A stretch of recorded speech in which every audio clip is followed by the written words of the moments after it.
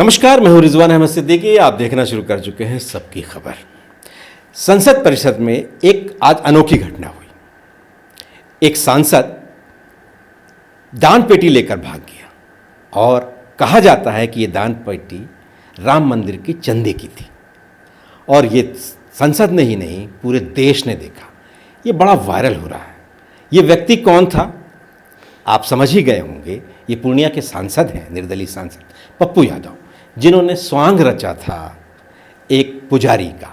और वहाँ राहुल गांधी भी दान पेटी में चंदा देने गए थे। ये अलग बात है कि राहुल गांधी अभी तक राम मंदिर नहीं गए, लेकिन राम मंदिर का वो चंदा देने वो वहाँ ज़रूर गए थे।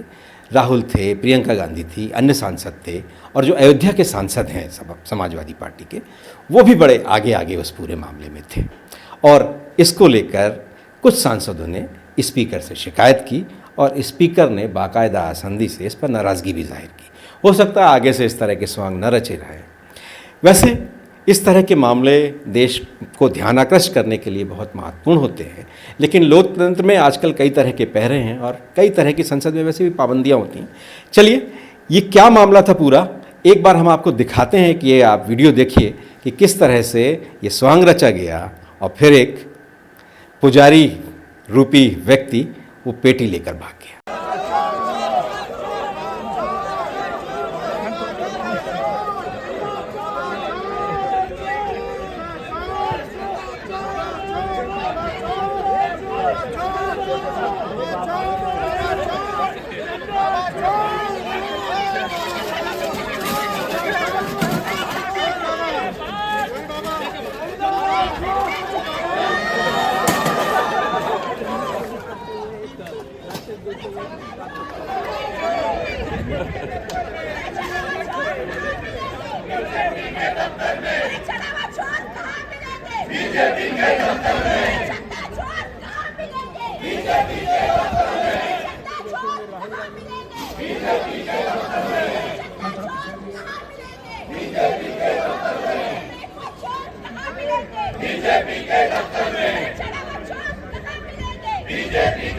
तो आपने देखा, ये नारे भी आपने सुने और एक बैनर भी था बाकायदा। वो बैनर इस चंदा चोरी से संबंधित नहीं था। वो बैनर था अमित शाह संसद में क्यों नहीं आ रहे हैं, इस बारे में था। तो चलिए अब इस पूरे विषय पर हम बात करेंगे रविंद्र जैन साहब से। रविंद्र भाई, आपका बहुत बहुत स्वागत है। कैसे देखते हैं आप इस तरह की चीज़ों से? वैसे मध्य प्रदेश की विधानसभा परिसर में भी अक्सर कई बार इस तरह की चीज़ें होती हैं, लेकिन आप इसे कैसे देखते हैं? देखिए, मुझे लगता है कि देश के 140 करोड़ लोगों को यदि मनोरंजन करना है और बगैर पैसे के करना है तो वो संसद भवन जा सकते हैं। आजकल संसद में चर्चाएं कम हो रही हैं, मुद्दे की बात कम हो रही है। देश की समस्याओं पर तो बात होना कब बंद हो गई मुझे पता ही नहीं, लेकिन फिलहाल मनोरंजन पूरा हो रहा है।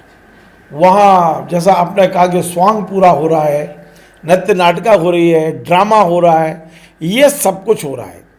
रिजवान भाई, आज जो कुछ संसद में हुआ है, देखिए हम हंस सकते हैं, मजाक उड़ा सकते हैं, लेकिन वास्तव में इस पर गंभीरता से विचार नहीं होना चाहिए कि राम मंदिर का चंदा चोरी हो गया। राम मंदिर 200 करोड़ वो भी, और फिर भी वो ही संगठन के लोग ट्रस्ट में बैठे हुए हैं। इसमें विचार नहीं होना चाहिए कि एक ऐसा इंडिपेंडेंट ट्रस्ट बनाया जाए जिसमें देश भर के अलग अलग विचारधाराओं के लोग, जरूरी राम के प्रति श्रद्धा रखने वाला व्यक्ति को बिठाया जाए, लेकिन एक ही विचारधारा के लोगों को आप बिठाते हैं और जब घटना होती है तो उसकी कोई जिम्मेदारी लेने को तैयार नहीं है, प्रायश्चित करने को तैयार नहीं है, देश की जनता से माफ़ी मांगने को तैयार नहीं है। और मैं आपको बताऊं, माफ़ी मांगने से आदमी छोटा नहीं होता, बड़ा होता है। इतनी बड़ी घटना हुई है, क्या प्रधानमंत्री नरेंद्र मोदी जी को नैतिक जिम्मेदारी, यदि आप राम मंदिर निर्माण को लेकर श्रेय लेते हो कि मेरे कार्यकाल में बना, मैंने बनाया, तो यदि वहाँ कोई घटना दुर्घटना हुई है, आप नैतिक जिम्मेदारी लेते, आपका कद बढ़ता। आप बोलते कि मेरे काल में भगवान राम की संपत्ति चोरी हुई है, उनका चंदा चोरी हुआ है, तो मैं जिम्मेदारी लेता हूँ, मैं प्रायश्चित लेता हूँ। आप इस्तेमाल नहीं देते, प्रायश्चित कर लेते हैं। तो ये जो कुछ हो रहा है आज संसद में, हमने देखा कि वो पप्पू यादव बाकायदा एक जगह बैठ गए, पीछे बैनर लग गया, एक राम मंदिर बना दिया गया, बाकायदा पेटियां रखी गई चंदे की, लोग पैसे डाल रहे हैं, राहुल गांधी जी खुद भी पैसे डाल रहे हैं, पप्पू यादव पैसा पेटी में डालने के बजाय छीन रहे हैं, जेब में भर रहे हैं, फिर पेटी चुरा के दौड़ते हुए नजर आ रहे हैं। वो जो अवध प्रसाद जी हैं वहाँ के सांसद अयोध्या के, वो भी पैसा डाल रहे हैं।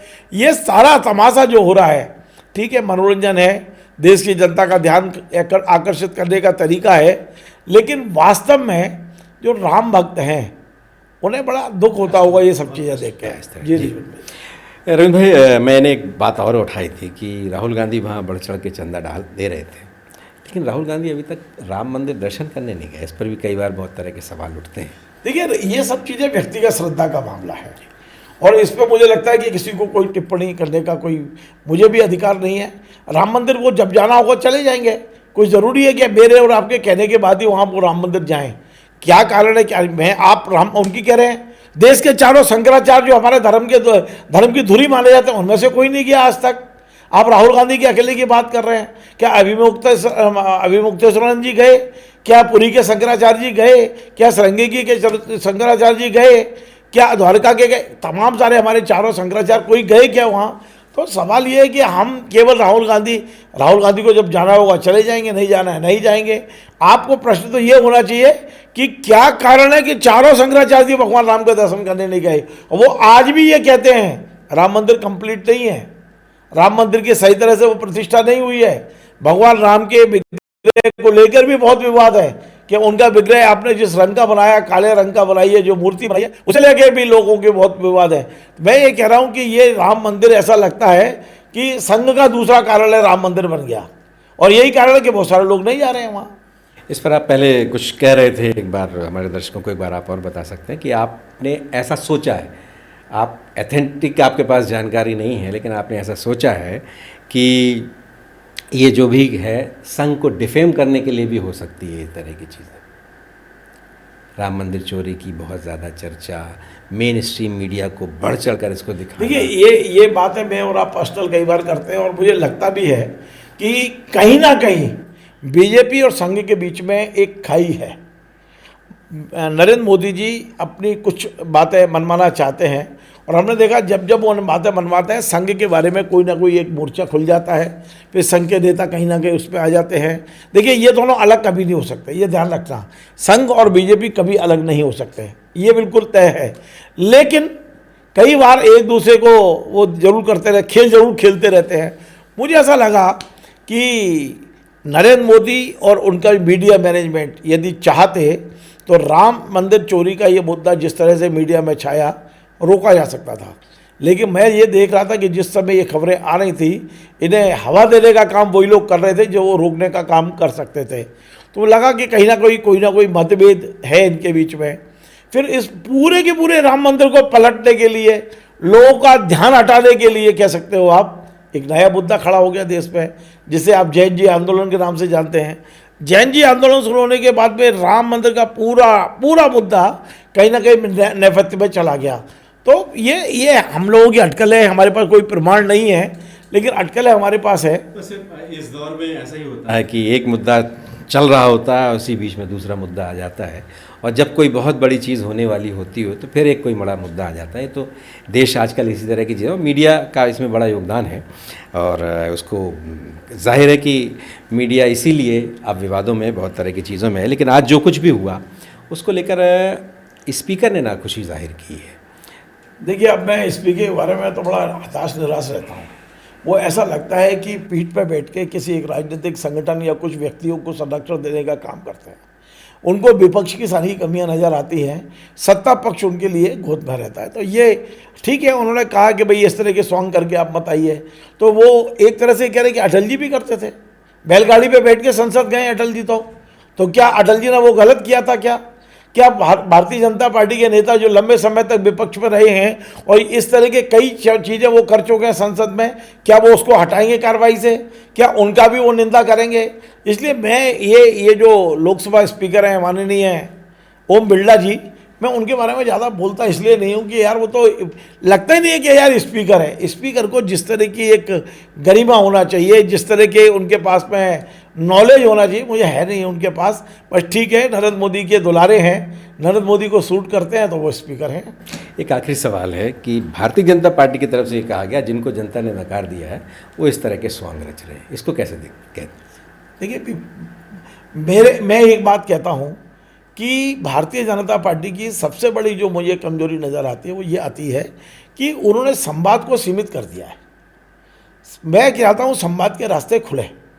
देखिए, हमने सबने देखा है, कांग्रेस हो या और दूसरे, ये दिन भर संसद में लड़ते थे, लेकिन शाम को बैठते तो थे, कॉफ़ी हाउस में साथ बैठते थे, डिस्कशन होते थे यार। कसी नहीं हुई। लेकिन जो पिछले 12 साल की मैं सबसे बड़ी कमी मानता हूँ वो ये मानता हूँ कि हमने लोकतंत्र को, पक्ष विपक्ष को दुश्मनी में बदल दिया। ये बहुत बड़ा खतरनाक हुआ है और अभी भी समय है। मैं माननीय नरेंद्र मोदी जी, अमित शाह जी और जो सत्ता विपक्ष में बैठे हुए मल्लिकार्जुन खड़गे जी, राहुल जी, प्रियंका जी, मैं सबसे अनुरोध करता हूँ कि कटुता को खत्म करिए, मुद्दों पे बात करिए ना। फिर ठीक है, विरोध है आपका, लेकिन ये जो राजनीति में दुश्मनी हो गई है ना कि हम ईडी भेजेंगे, फलाना भेजेंगे, भेजिए आप यदि उनके, लेकिन यदि आप 4 विपक्ष के नेताओं पे ईडी भेज रहे हैं तो 2 जरा बीजेपी को ही भेज दीजिए। आज ही मैंने अपने फेसबुक पे एक जानकारी डाली है, रिजवान भाई आप चौंक जाएंगे। मैं एक मध्य प्रदेश के नेता का, जो इस समय विधायक है मध्य प्रदेश में और पूर्व मंत्री रहे हैं, उनका वो शपथ पत्र देख रहा था पिछले 4 साल के। 2008 में उनके पास 2 करोड़ 30 लाख की प्रॉपर्टी थी, फिर 7 करोड़ के आसपास हुई, उसके बाद में उनकी संपत्ति बढ़ के 32 हुई और चौथी साल 84 करोड़ हो गई। तो ऐसा कौन सा धंधा करते हो भाई बीजेपी वाले? इनकी यहाँ ईडी क्यों नहीं आती है? इन पर क्यों नहीं शिकंजा कसा जाता है? सवाल तो बनता है ना यार। तो कुल मिला के ये है कि विपक्ष को, सत्ता पक्ष को, विपक्ष को और ज़्यादा मजबूत, लोकतंत्र में मजबूती बहुत ज़रूरी है। यदि आपको याद हो, नेहरू जी ने अपने मंत्रिमंडल में श्यामा प्रसाद मुखर्जी को शामिल किया था। वैचारिक रूप से दोनों कितने अलग अलग दूरी पे बैठे थे, ले किया था नहीं किया था। तो ऐसे देश में इतने उदाहरण हैं जब हम विपक्ष को साथ लेके चलते हैं। अटल जी का इलाज किसने कराया विपक्ष में, आप जानते हो। तो संवाद के रास्ते खोलिए। अटल जी ने देश का पक्ष रखा। संवाद के रास्ते खोलिए और विपक्ष को दुश्मन मत समझिए। विपक्ष को की आवाज़ से, विपक्ष की बातों से सरकार में सुधार करने के प्रयास होना चाहिए। बिल्कुल अमित भाई, धन्यवाद। आज जिस तरह से संसद में जो भी चर्चा हुई, और जाहिर है कि ये जो स्वांग रचा गया इसकी चर्चा बहुत है। ये संसदीय प्रक्रिया में अच्छे ढंग से देखा जाता है, बुरे ढंग से देखा जाता है, नहीं देखा जाता है, क्या होता है, आगे किस तरह के दिशा निर्देश और जारी हो जाते हैं, ये तो अलहदा बात है। लेकिन इतना तय है कि कहीं ना कहीं किसी न किसी को मंच मिलना चाहिए और अपनी बात कहने का, अपना विरोध जताने के सबके अपने अपने तरीके हैं। आज राहुल गांधी को भी फिर घेरने की कोशिश की गई है। उन के खिलाफ आज बाकायदा सदन में मुद्दा उठा है और जाहिर है, हो सकता है राहुल गांधी आने वाले दिन में, नेता प्रतिपक्ष जो राहुल गांधी, उनके लिए कोई सदन में ही कोई किसी तरह की निंदा प्रस्ताव पारित हो जाए या कोई और तरह की कार्रवाई हो जाए। लेकिन क्या यही संसद है? संसद तो पक्ष विपक्ष से मिलकर बनती है और देश की जनता चुन के भेजती है। देश का जनादेश होता है कि आप सत्ता में बैठेंगे और आप विपक्ष में बैठेंगे, तो ये सब कुछ जनादेश है। तो अगर आप सत्ता हैं तो आपको विपक्ष का भी सम्मान करना पड़ेगा, और अगर आप विपक्ष हैं तो आपको जनादेश मानना पड़ेगा। लेकिन जनादेश का मतलब ये नहीं है कि किसी की मनमानी हो, और विपक्ष का मतलब ये नहीं है कि हर चीज़ का विरोध किया जाए। तो आज ये स्वांग एक बार फिर चर्चा का विषय बना है। कल भी पप्पू यादव ने इसी तरह से स्वांग रचा था, वो सदन में इस तरह से पहुँचे थे वेश बदल कर। लेकिन क्या ये रोज़ करना चाहिए या कभी कभी करना चाहिए? कभी कभी करेंगे तो प्रासंगिक रहेगा, वरना रोज़ करेंगे तो आप चर्चा में आ सकते हैं, लेकिन आपके मुद्दे शायद पीछे रह जाएं। चलिए, अगर आपको ये हमारा कार्यक्रम अच्छा लगता है तो आप इसको लाइक कीजिए, कमेंट कीजिए, शेयर कीजिए और हमें इजाज़त दीजिए। धन्यवाद।